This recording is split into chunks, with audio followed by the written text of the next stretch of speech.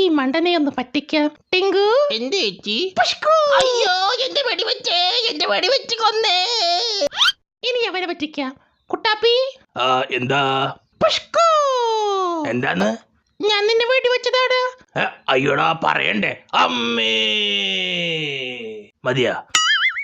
നമ്മുടെ കോളേജ് വിട്ട് ഇന്ന് കളക്ഷൻ കോളേജ് വിട്ടാ? എവിടെ? എന്തുകൊണ്ടത്?